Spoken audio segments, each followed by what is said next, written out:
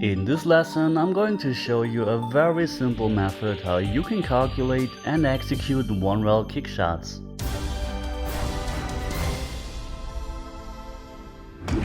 Today we're going to learn about the angle of incidence and reflection, which is our foundation, how the speed and high or low changes the angle when hitting a rail, how to exactly calculate with left or right spin.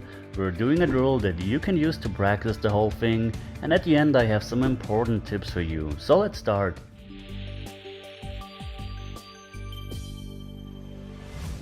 Okay, angle of incidence and reflection. This is where the diamonds on a pool table become very handy. Imagine the cue ball is somewhere on the line from this diamond to this diamond. This means the cue ball is bouncing into the rail on a 15-degree angle. Therefore, it will come off the rail with a 15-degree angle. As you see, if we increase the incoming angle, the angle of reflection will of course also change. Unfortunately, this is only a third of the truth because we can play the cue ball with draw or follow, with different speed, and with left or right in English.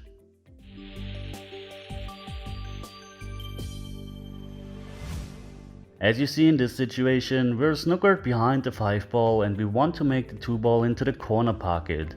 Our plan is to pass the 3 ball as close as possible on this side.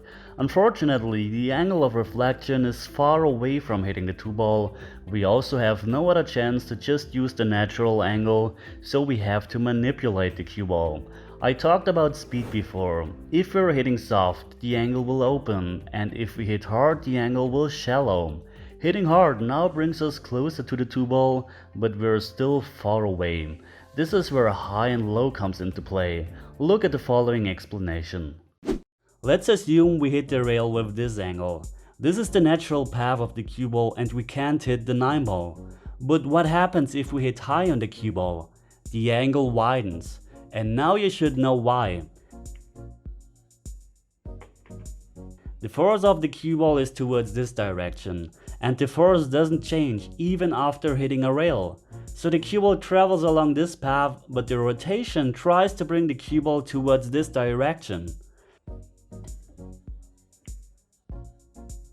And what happens if we hit low? Of course, the rotation of the cue ball now wants to bring us towards this direction. That's why the angle closes so much. So even if you're not hitting left or right English on the cue ball and not changing the speed, high and low can have a big impact on the cue ball path. Now we should know that we can bring the cue ball closer towards the 2 ball when hitting low on the cue ball.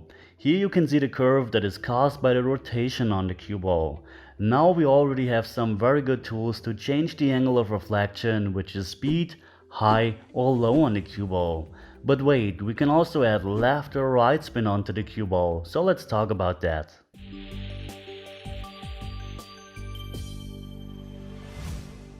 So how does spin affect the cue ball path after contact with the rail? It's actually pretty simple. We're going to divide the cue ball into aiming points of half a tip. And this half a tip equals 1 diamond. So if we go half a tip to the right, the cue ball will hit 1 diamond to the right. If we add 1 tip, the cue ball will hit 2 diamonds to the right. And if we add 1.5 tip, the cue ball will go 3 diamonds to the right. That's pretty simple, isn't it? But what happens if we're going the long way on the table? The system doesn't change. Half a tip will still mean 1 diamond to the right. But since the distance is now doubled, the diamonds will also be doubled. So if we add half a tip, the cue ball will be on the center 1 diamond away and at the top of the table 2 diamonds away. So now let's have a look at a few situations where we can use the system. We have to make the 8 ball into the side pocket. We know if we hit straight into the rail with 1 tip of right hand English, the cue ball will travel 2 diamonds to the right and make the 8 ball. Now the cue ball is further away. In this situation, we could of course add 1.5 tip to travel 3 diamonds to the right, but I decided to hit at that point on the rail, and with the angle of reflection I see that the cue ball will travel this path, so I just need 1 more diamond to go towards the 8 ball, so I'm using that half a tip of right in English.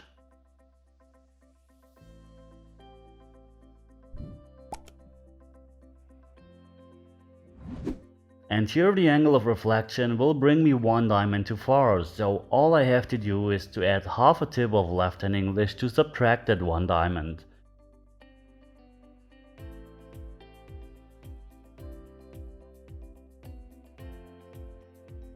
As you see, we have a lot of options, playing straight into the rail and only use the English to change the path, use the angle of reflection, then adding a smaller amount of English, or even shorten the angle of reflection by using inside English. The only thing you really have to know for this system to work is the angle of incidence and reflection, and that half a tip equals one diamond when you travel half the table. That's it, pretty simple, isn't it?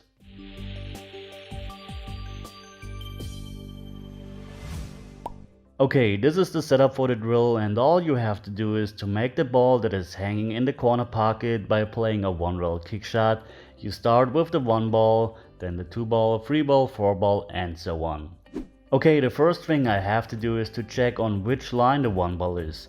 I'm putting the cue stick on that line and check what happens if I'm playing the cue ball without any spin by just using the angle of reflection. And you see that we're going half a diamond too far.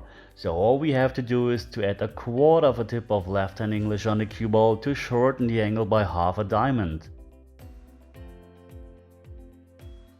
On the 2 ball it's pretty simple. We are hitting straight into the rail and add 1 diamond of right spin because this will open the angle by 2 diamonds.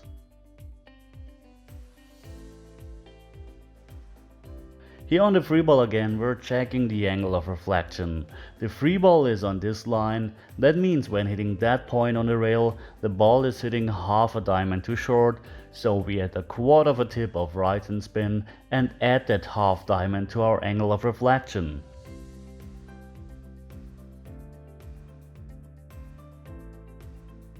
And it's pretty much always the same principle. Check the line that you're on and see where the angle of reflection brings you, then just add inside or outside English to close or to open the angle.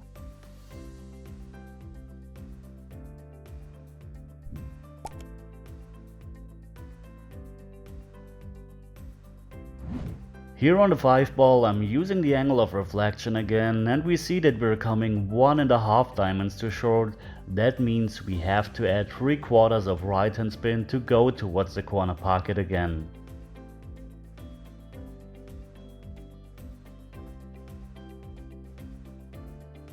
We hit a bit too short here. This could be because I added 2 less spin on the cue ball or my initial measurements were wrong. One last time on the 6 ball. The angle of reflection comes 1 diamond too short, so I'm adding half a tip to add 1 diamond.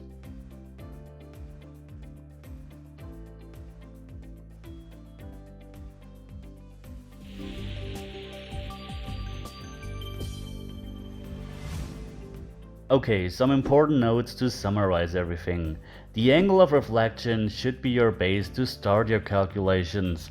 A soft hit and or follow opens the angle, a hard hit and or low shallows the angle, half a tip adds or subtracts 1 diamond on half a table length. If you're playing kicks over the whole table, you have to use half the amount. And also very important, depending on your rails and conditions, it doesn't always have to be exactly 1 tip. Okay guys, I hope you've learned something new in this video, and if you have any questions, just feel free to leave a comment down below. If you liked this video, if you enjoyed it, consider to leave a like, comment, share it with your friends, subscribe to my channel if you haven't already, because we are very close to 100k subscribers, and once I reach 100k subscribers there will be some giveaways as a promise, so hit the subscribe button. Okay guys, a huge thank you goes out to my sponsors, to my patrons, and to everyone who's supporting me. Thanks for watching guys, and as always, see you at the next lesson. Take care.